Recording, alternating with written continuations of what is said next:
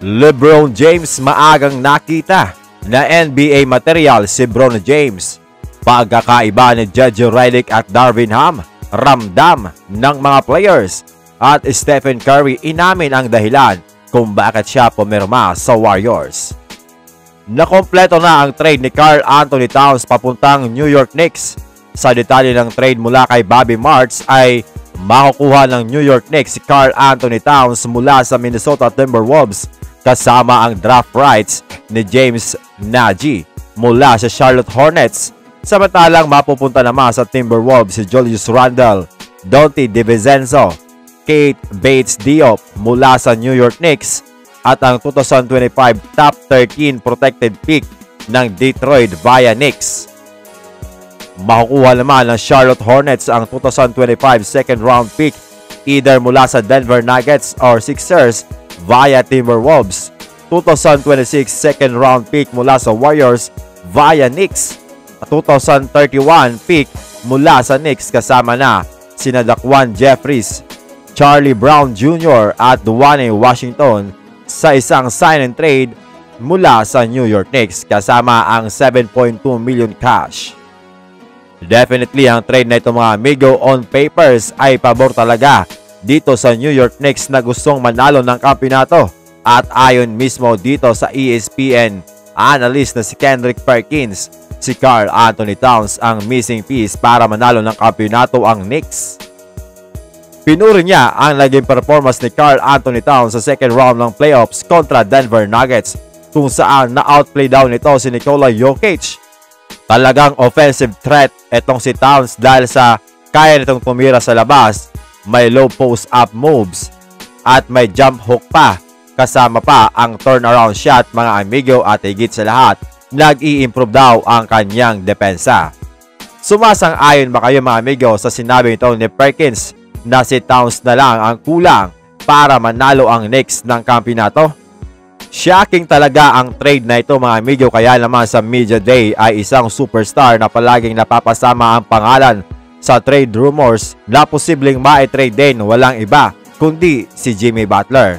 Tinanong si Butler kung ano ang masasabi niya sa kawalan ng contract extension offer ng Miami Heat para sa kanya. Ayon kay Butler ay okay lang siya dito at gusto niyang ipakita na siya ang may major contribution sa panalo ng team at gagawin niya daw ang lahat ng ito mga amigo na dati niya naman daw ginagawa.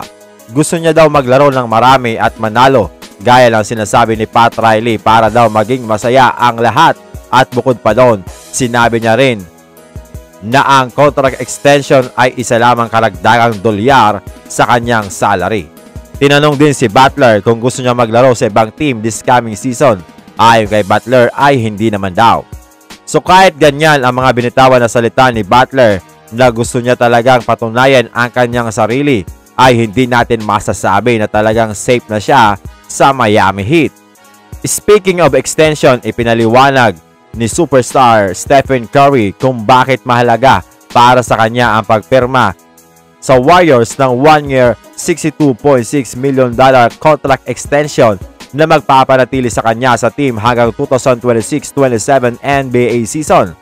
Ayon kay Steph, hindi naman daw lingid sa lahat na palagi niyang gusto at ang kanyang goal talaga ay manatiling Warriors for life at maging competitive mga amigo sa proseso na ito.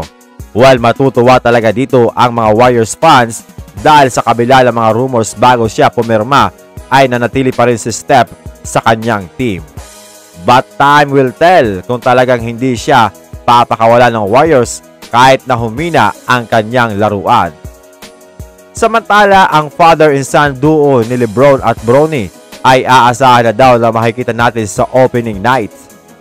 Ayon pa sa report, mananatili din si Bronny James sa active roster ng Lakers kahit na inaasahan ito na maglaro sa G League kapag nagsimula na ang season. Pero iba daw talaga itong si Bronny James sa mga second round pick. Si Bronny ay mas marami daw oras na ilalaan sa roster ng Lakers, so posibleng mabigyan talaga ito ng playing time mga amigo at mapasama sa kanilang rotation.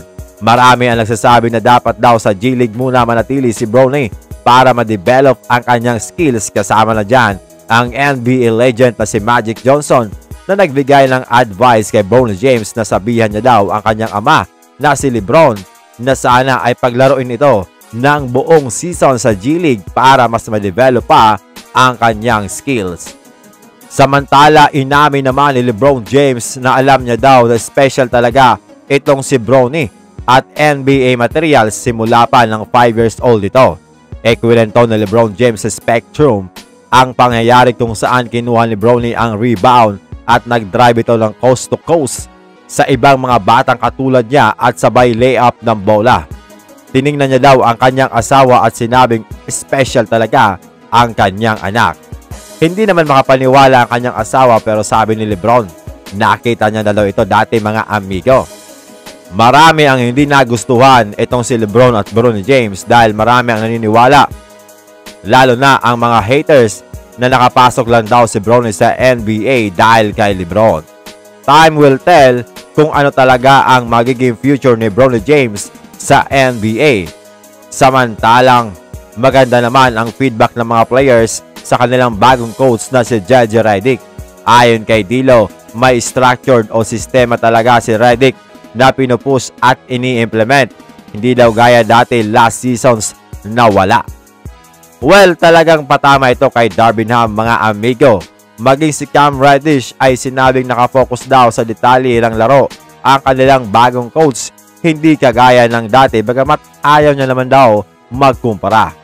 Ayon naman kay Jovan Boha, nagkandak si JJ Redick ng private meeting sa Lakers na ginanap sa Beverly Hills. Ayon daw sa kwento sa kanya ni Redick, LeBron at Max Christie na ang laman ng meeting ay patungkol sa kanilang magiging identity on both ends of the floor kasama na ang mga ground rules for this upcoming season.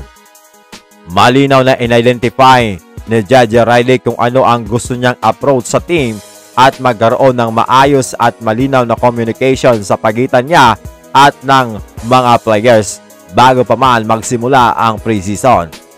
Marami din ang naniniwala na ang kakulangan ng malinaw na komunikasyon ang naging pangunahing problema ni Coach Darvin Ham during his tenure with the Los Angeles Lakers.